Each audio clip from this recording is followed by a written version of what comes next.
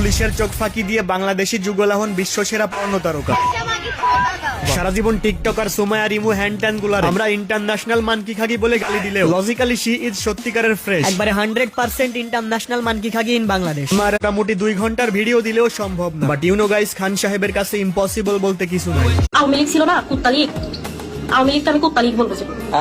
কুত্তালিগের জন্য হয়েছে কি আমাদের লাইফটা পুরো ধ্বংস।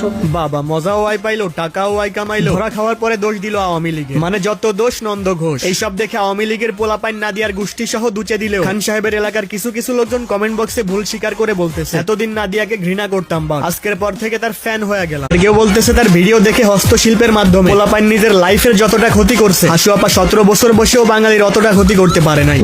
যাই হোক, আসল কথায় আসি। শুনলাম তাদেরকে সিআইডি পুলিশের মাধ্যমে বান্দরবান থেকে অ্যারেস্ট করা হয়েছে, আলহামদুলিল্লাহ। এন্ড অবশ্যই এই পতিতাগুলা ঘৃণিত কাজ করছে, এতে কোনো সন্দেহ নাই, যা আমাদের সামাজিক এবং ধার্মিক চিন্তাধারা খুবই দণ্ডনীয় অপরাধ। কিন্তু আমার কথা ওইটা আই ওয়ান্টেড টু সে, অবশ্যই তাদের ভিডিও কোনো বিশেষ ওয়েবসাইট ছাড়া দেখা সম্ভব না। কিন্তু আমাদের দেশে সোকল কন্টেন্ট ক্রিয়েটরের নাম করে হাজার হাজার ইনস্টাগ্রাম ইনফ্লুয়েন্সার দল প্রতিনিয়ত সোশ্যাল মিডিয়া গুলাতে অশ্লীল, বেহায়া, নোংরামি এবং অবাধ মেলামেশা, যৌনতা যেভাবে ছড়িয়ে দিচ্ছে, তাদের সামনে এই নাদিয়ার নোংরামি গুলারে খুবই নগণ্য বলে আমি মনে করি। তো ওইটার ভিতরে আর আমার ভিতরে কিন্তু কোনো তফাৎ নেই। আমারে জোনা করছে আমার জামাই, আর ওদেরকে করছে একদম 10-20 জন মিলে। ইউনো বাজান খান সাহেব মানে নতুন ধামা, যেমন 2 ঠ্যাং ছড়াইয়া মাঝে দিল ভরিয়া। আজকাল 18+ প্রশ্ন ছাড়া ইন্টারভিউ হয় না। কন্টেন্টের নামে শরীর দেখানো থেকে শুরু করে কাপলদের ডলা ঘষা ছাড়া ভিডিওতে রিস্ক পায় না। সেইখানে নাদিয়ার নোংরামি খুবই নগণ্য। বেডরুম ভ্লগের নাম করে সরাসরি সেক্স পজিশন শিখানো মহিমা রুফাদের কথা মনে আছে আপনাদের?